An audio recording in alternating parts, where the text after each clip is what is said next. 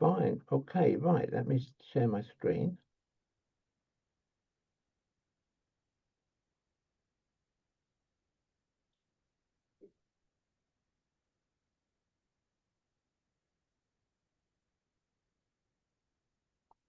So hopefully you can see that. If somebody can give me a thumbs up that you can see my screen. Yeah. Brilliant. Okay, right, here goes. So welcome everybody to what is our 19th meeting now of the Data Protection Forum. So we are getting quite a number of back episodes now, which will all be online, hopefully this week, if not this week, certainly next week. So that people will be able to go back and view any of the ones that you've missed. And this morning we're going to cover a subject which is, I think, something that people sort of get and then don't, which is handling a data breach. So I'll just let Dorcas back in. And yeah, it's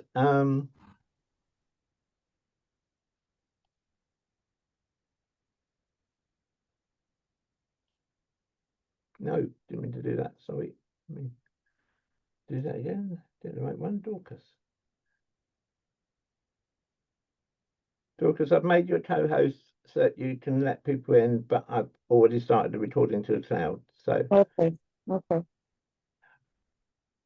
okay, so yeah, so today we're going to dive into a topic that affects every business at some, well, every business at some time, really, how to handle a data breach. A little bit, if you've not met me before, I'm Keith Budden from Insurity. We're the people who make GDPR fun because it's fun, it gets done. If it's a bore, it's a chore. So let's make it fun. And our whole ethos is in making GDPR compliance approachable, practical, and we hope even enjoyable. So let's explore this morning how we can turn a daunting topic into an empowering one. Let's make compliance feel less like a chore. No, maybe we can even make it fun. So what we're going to do this morning, what we're going to cover this morning is what is a data breach, why a data breach response matters, common SME data breaches, how to handle data breaches, why it's important to have a data breach policy and what key elements you should have in it. Really, really important, what is a data breach register and why you should have one. And then a call to action in terms of a little bit of about our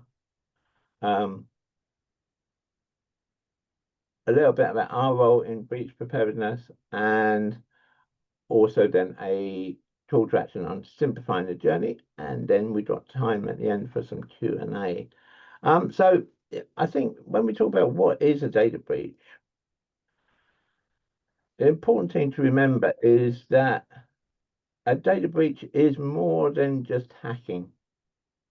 It includes any security incident that leads to the unauthorized loss or disclosure of personal data. Indeed, the GDPR itself says a breach of security leading to accidental or unlawful destruction, loss, alteration, unauthorized disclosure of, or access to personal data. Now, most of us would, if we had a cyber hack, would say, yeah, we've been breached. Most people would get that one. What most people don't get, perhaps, is that sending an email to the wrong person is technically a data breach. Leaving a company laptop or mobile phone on the train is a data breach. Actually, not having a backup system that works is a data breach, because if you can't restore the data after you've had an incident, which means you need to restore the backup, then technically you've had a data breach. So it's not just about hacking. Hacking makes the headlines, particularly with things like M&S these days. I think M&S is the one that everybody sort of thinks about, and of course that's also applied to Harrods and to the Co-op. And of course, the news was broke yesterday, which again goes to demonstrate perhaps the first bit I was saying about sending the wrong data to the wrong person, is the whole data breach involving Afghan people who helped our troops during the war in Afghanistan, which was breached a couple of years ago. And I think it's fair to say that those of us in the industry had an inkling that something had happened, but the whole thing was covered by a super injunction. until yesterday when the High Court judge lifted that injunction and it suddenly became clear. I think, though, one important point there as well is bear in mind that was just technically somebody sending the wrong information to the wrong person.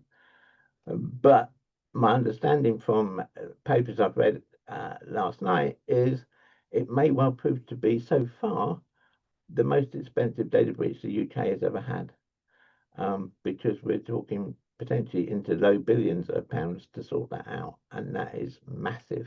And that was just from sending the wrong data to the wrong person. So yes, it is about cyber threats. Of course it is, but don't get overhooked up on thinking that that's the only reason that a data breach happens, because it just isn't. So why does a data breach response matter? It matters because it's a legal obligation under GDPR to have a data breach policy. It's certainly a legal obligation to have a data breach register, and yet lots of organizations that I speak to, if I go in to see an organization for the first time and I say, can I have a look at your data breach register? I normally get dumbfounded looks of what on earth is he talking about. And yet, if I went into that same organization and said, can I see your accident book? Most people would probably instantly know where it is. And the two should be treated the same, really. Not just in the sense that you should have one, but secondly, in the sense that if you had a member of staff who regularly cut their finger putting documents into envelopes, you'd expect them to put that in the accident book. Even though it's minor, you'd expect them to put it in the accident book. But you wouldn't sack them for it. If you had any sense as an employee, you'd buy them a thimble. The same is true with the data breach register. People shouldn't fear it. They shouldn't feel, oh, I'm going to get sacked if I put an entry in the data breach register. It actually ought to be there to see where the weaknesses are and to identify training needs, so that people like myself, and I know Joe does training too, so that we can actually identify areas where people need that bit more training. So that's the first reason, the legal obligation. But the second reason is it can have financial implications. Again, if I look at Marks and Spencer's, it's estimated Marks and Spencer's breach has cost them £300 million. Now, they recover some of that from insurance, doubtless, but nonetheless, £300 million is a big hit to any business. And as I said, the Afghan one, which emerged yesterday, really knocks that into a cocked hat, because it is just massive. So there are financial implications as well. And of course, theoretically, at least you might get a fine from the ICO. The ICO has historically not been that great at fining people for having a data breach, but they could. The law allows them to. And who knows, in the current climate where the government is, let's face it, probably going to be looking for money in any way it can, then GDPR fines could be some low-hanging fruit, I personally feel, for them to raise some of that money, because again, it would satisfy their political choice of not, as they say, taxing ordinary workers. And this is by far the biggest one with data breaches, is the loss of customer trust and brand reputation. And that's why it's important to have a plan so that you actually manage that when it happens, so you know what you're going to do, so you don't do it sure-footed. And if I'm to give Marks and Spencer some credit, I think I would say that that's one side of their data breach that they've handled reasonably well, because they've been open with people about what's happened, or as open as they can be. Then I think that's made people still go and buy from M&S. I've not detected lots of people saying, oh, we're not going to go and buy from M&S anymore because they had a data breach. But the same is not true of other organizations in the past where there's been data breaches where they've not been that open. And so I think it's maybe an important lesson there to think about reputation. So let's just look for a moment at some common data breaches, because I said that it's not all about cyber hacking. And I covered this one just now, but it really is by far the most common data breach that happens. Yeah. And I think there's not one of us, even myself, and I see Joe nodding as well, there's not one of us sitting there, a hand on heart, could say we have never sent an email, not sent an email to the wrong person. And yet, if I went into most organizations and they did even have a data breach register, and I looked at the register, would it show that emails been sent to the wrong person? Almost certainly not. But it is the most common one that I come across time and time again. Is sending an email to the wrong person. Then, as I say, losing your laptop or your USB drive or having it stolen. Because again, once you've done that, then as a data breach, it should be reported. It should be in the data breach register. Unsecured remote work practices.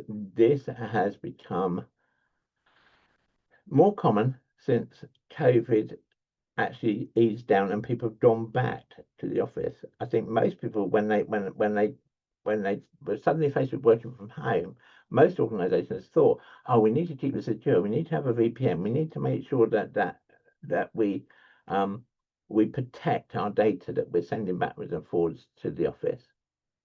What happens now, though, with hybrid working, and I'm personally a strong believer that, by the way, I'm a strong advocate for hybrid working. I think it's got a real place. But it does bring lots of data challenges, because whereas before, if someone was working from home, they probably wouldn't have the data on their laptop or on their tablet, because they'd be accessing it via, as I say, via VPN. Now, people who are working in the office, it seems to be the trend that people work in the office Tuesday, Wednesday, Thursday, they take Monday and Friday at home. They think on a Thursday afternoon, oh, I've really got to finish that bit of data processing that I'm doing. I know I'll copy that data onto my laptop so that I can work on it tomorrow when I'm at home. No particular harm in that, except there's now a whole copy of the data which probably you, as the owner of the laptop, unless you've got good tracking systems on your network, you are the only person who knows that you've got that copy of the data. That in itself is not a problem. Where it does become a problem is if you do then lose that laptop, because the business is thinking, well, that's right, there's nothing of any commercial value on that laptop, we'll just buy another laptop. But in fact, that data's still been sitting there. Or, and this actually happened to one of my clients a couple of weeks ago. They had a laptop at home. They left a laptop at home because this particular day they were going to work, but they weren't going into the office, but they didn't need their laptop, so they left their laptop at home. Whilst they were at work, their teenage children got into their laptop and sent some of their client data to the local tattoo parlor. Now, they didn't mean to do it. Again, it was accidental, but it just goes to show how those things can happen. And the company didn't realize at first there was a problem because they didn't even know this person had that data on their laptop. So again, it just goes to show how important it is to keep track of that. And then the other one, which has become increasingly common lately, is phishing attacks. Phishing attacks is where someone pretends to be a genuine email, and some of them are very, very, very convincing. And they compromise staff email. And once they've compromised one member of your team, then they're in to everyone. And phishing attacks is something which are becoming more prevalent, and it's something which we now at Insurity offer a service where we can do phishing emulation for you, so we can see whether your staff actually do respond to a phishing attack or not.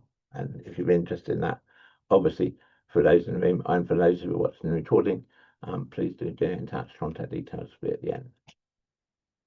So how do we handle those breaches? Misaddressed emails. Let's talk about that one first. Recall the message if you can. Lots of email sending programs have the ability to recall the message, and if you're quick, hopefully you can recall it before anybody's seen it. That's minimum damage in that case. But if you can't recall it, then inform the recipient, ask them to delete it, and very importantly, ask them to send you an email confirming that they have deleted it and when they deleted it.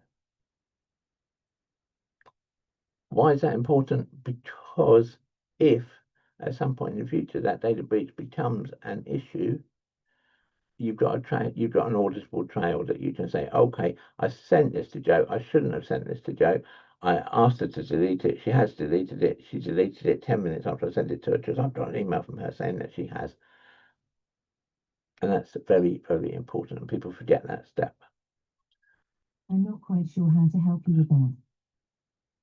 And for some reason, my Alexa responded to that, which I'm really not sure why it did. But anyway, the other thing there is to document the breach and notify the ICO if required. It's very unlikely you're going to need to notify the ICO unless you are in a situation, say, like the Afghan veterans situation, where it's affected hundreds of thousands of people or tens of thousands of people. But if it's just one person it's affected, don't notify the ICO. Please don't. They don't need to work and you don't need the hassle. So just don't do it, but do make sure you record it in your data breach register. So what about if you lose a device? Well, there are services around which mean that you can remotely wipe data. It's particularly true of phones, but you can do it with laptops too, that you can put software on a laptop so that remotely, if your laptop's lost or stolen, you can wipe it, you can make it unusable. Or more to the point, you can make the data irretrievable. So invest in that as well as investing in. Obviously, update any passwords for that person who has had their laptop stolen and advise them, because it's a responsible thing to do as an employer, is advise them to change their password on any bank accounts or anything else that they may use similar password on. And always review your device encryption policies. If it's not already encrypted, then how can you make it encrypted? Because encrypted data, it's fair to say that your average person who steals a laptop is not stealing it for the data on it, providing that, unless they're doing it to order for a bad answer. But on the whole, they are not they're not going to want it for the data, but they might take advantage of the data once they realize what's on it. Of course, that's a different issue. So do review your encryption policies.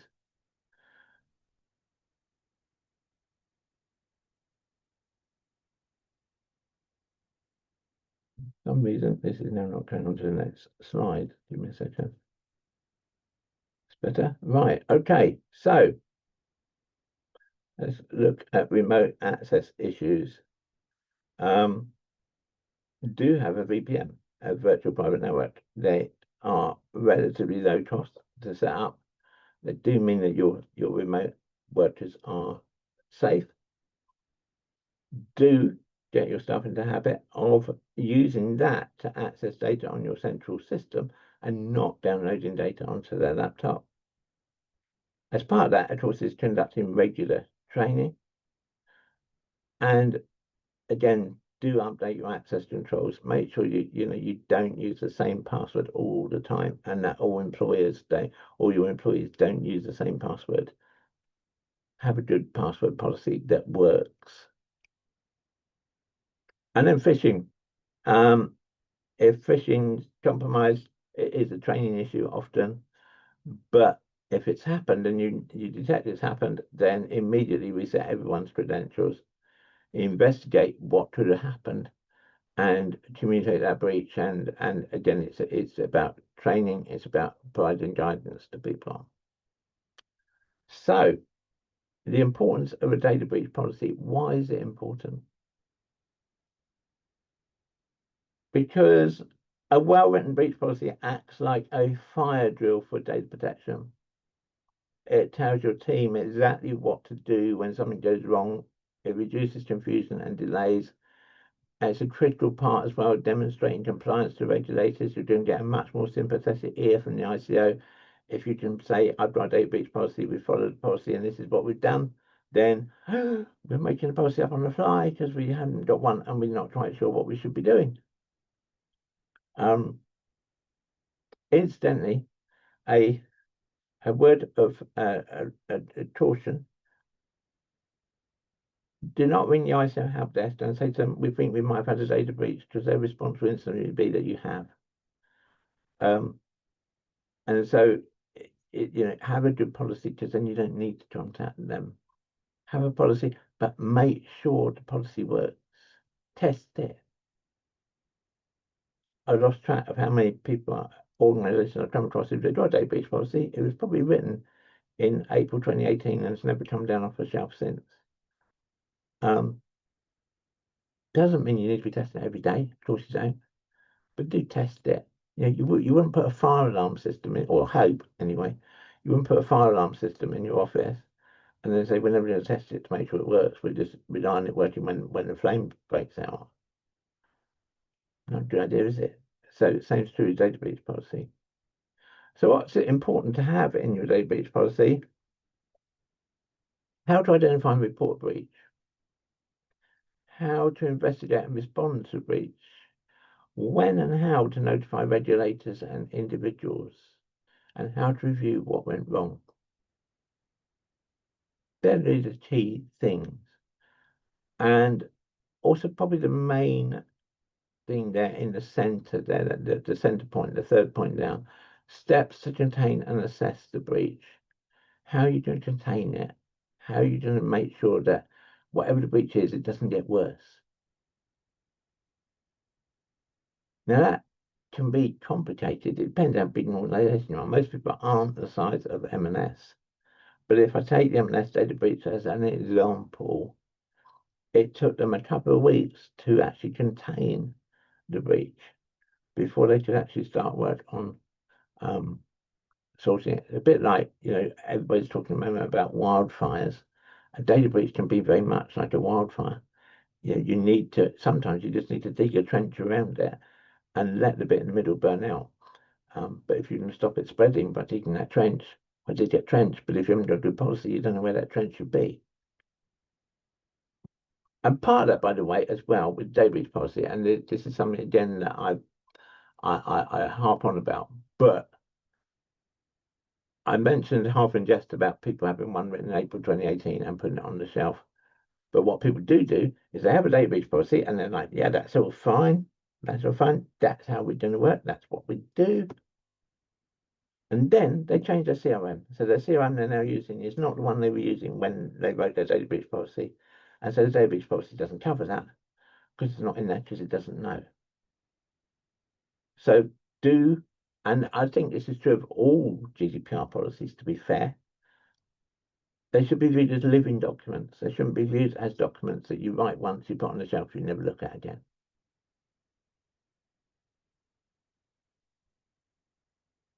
Do bear that in mind. So I mentioned data breach register. What is it? It's a mandatory record of all data breaches, not just the notifiable ones. So it's every single data breach should be in your data breach register. It does not need to be complex. It can be an Excel spreadsheet. It really does not need to be an expensive piece of software. Yes, you can buy software to do it if you really, really want to. But lots of my clients use an Excel spreadsheet, and providing you keep that secure, it's just as good. Some people actually still use a written form, just as good. The important point is you've got one. And what you should be recording on that is the date and time of any breach, what data it affected, what happened, what response you took. Did you contact the ICO? If you didn't contact the ICO, you reported to the ICO. How did you decide it didn't need to be reported to the ICO? What risks do you assess, and what are you doing to make sure that minimize the chance of that happening in the future? If anyone ever says to you, we've had a data breach and we've taken steps and that data breach will never happen again, 99% chances they're fibbing. Because it's very, very rare. None of us can predict the future. It's very, very rare. Any of us can say, we make sure something won't happen again. We can minimize the chance of it happening again. We might get a chance down to a fraction of 1%, but it could still happen again. But the important point is as well that your data breach register demonstrates that you take this whole thing seriously, that you demonstrate accountability and you demonstrate compliance, and that is so important. So build a culture of readiness, build your team around being ready for a data breach. Part of that, train staff regularly. Run breach simulations.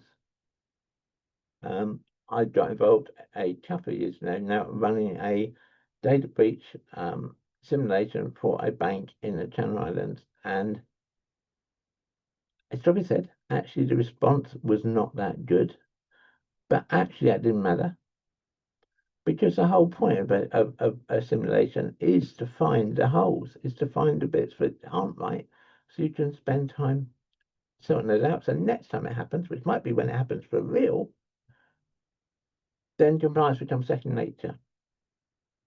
That everyone knows what they need to do. Everyone knows who's going to be responsible for communications to the outside world. Everyone knows how to handle if somebody sends a note that there is data breach to the ICO, or perhaps even worse, someone sends notice of that data breach to the local press. One of my clients is a fire brigade, and they had a data breach. It was not significant data breach really, but it was a data breach. Local press got to know that there was a data breach there, and within a couple of hours they had a journalist standing outside with a film crew filming the fact there had been a data breach. Now, how are you going to handle that? They got into a real panic over who were they going to send out to talk to the journalist, or were they going to send anybody out at all? Were they just going to maintain a wall of silence? If you've got a policy and you've thought about those things, it makes that much simpler.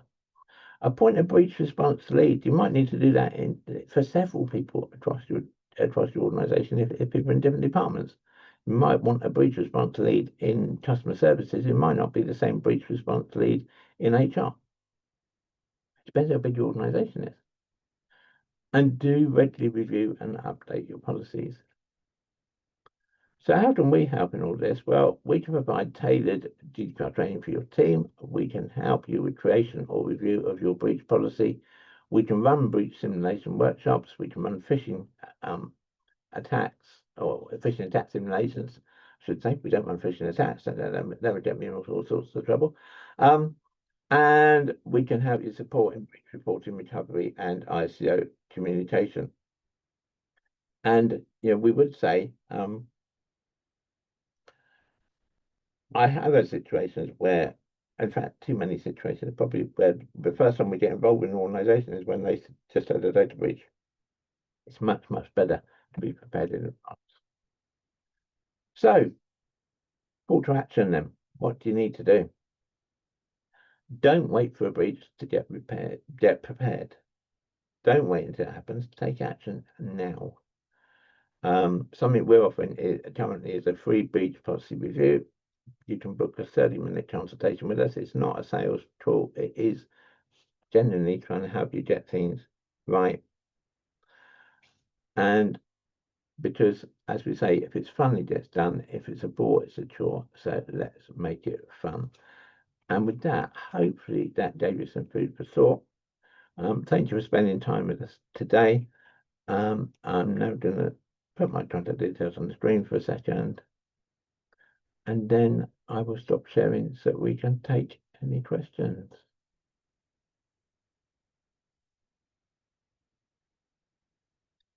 Okay, anyone have any questions for me? Sorry, I was late. Is that possible to receive your slides, because they are quite good to structure the approach? Yeah, certainly. I mean, we'll be sending out a copy of the recording of this tomorrow. And yeah, if Dorcas, can you make a note for Severine to send her a copy of the slides as well? Because I have no problem with that. Brilliant, thanks. Good refresher. Yeah, excellent. I'm glad you found it useful. Duncan or Kate, any questions that you have at all?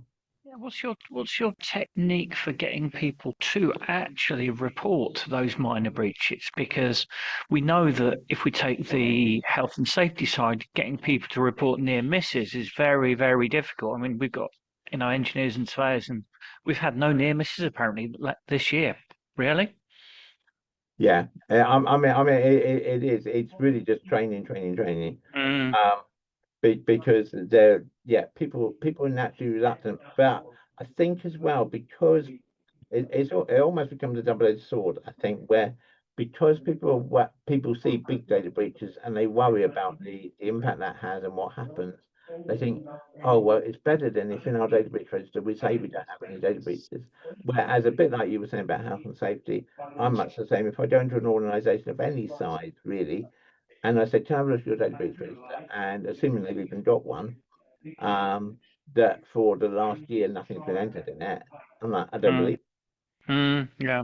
you know, and I think it is a real education piece and just getting people to realize there is no shame in having a data breach register with 20 entries in it. Actually, if you did then have a major data breach, the ICO is far more likely to believe you. Yeah. So yeah, you know that's all I can add on that. But it is. I agree. It's a human nature thing. Thank you. I was just wondering what would be the cutoff, Keith, when you decide when you're making that decision whether to report to the ICO or not, because when I've rung the ICO with borderline cases before, they've said, oh well, what was in the email, you know? So we sent one out to a wrong email was sent to a number of people, a big number of people, and I rang the ICO and I said, this has gone to a lot of people, and they said, well, what was the contents of the email? And it was only kind of like trying to get sizes for a hoodie for a course or something like that in the summer. Right. Yeah. And they said, oh well, because it's not a religion or sexuality or health, don't bother reporting it to us, kind of thing. So it was quite, they were quite helpful. But I wonder, you know, if it was kind of to a not very big number of people, but it was major health or sexuality data, would that then be worth reporting? So how do you judge that, or is it worth just speaking to the ICO? It's worth speaking to the ICO or worth speaking to someone like myself because each one is an individual judgment call. And I think it's fair to say there is no wrong answer. Because it's really down, but you're right, it all depends A on volume and B what's in the email. I mean your one was the hoodie as an example. If you sent that to 5,000 people, I'd say that needs reporting. If you sent it to 30 people, nah, it doesn't. But if equally though, if that contained, you know, maybe children going on a trip and it had contained information about even one child's health condition, then I would say, yeah, you need to report it out. Yeah, that makes sense. Yeah. But it's always that balancing test. You know, there are no hard and fast rules, and it doesn't. I think sometimes it doesn't help because there are no hard and fast rules. Yes. You know, it's I appreciate that the ICO can't cover every scenario because they can't, but sometimes some guidance on things. I mean, it's one of the pet phrases the ICO has, which I hate as a phrase, is, "Oh, well, you should use your best endeavors." Yeah, well, best endeavors means different thing to me than it does to you, than it does to the next person. You know what I mean? It's very too vague. Yeah. It can be an idea to ring their helpline rather than their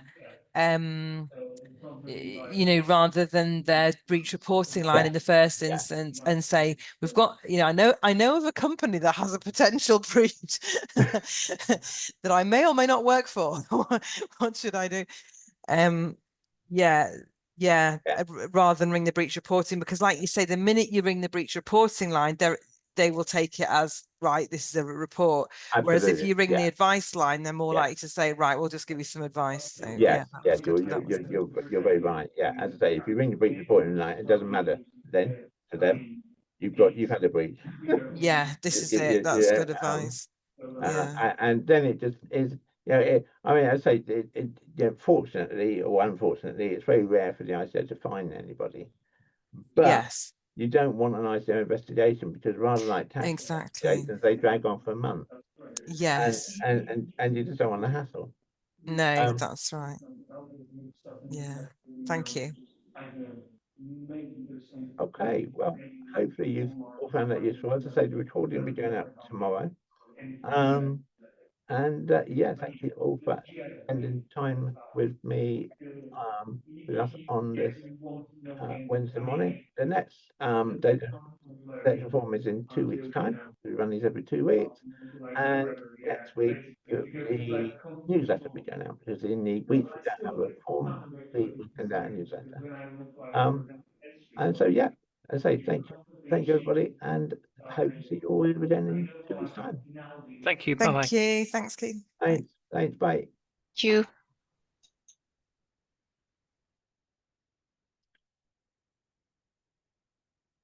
Hello, Keith.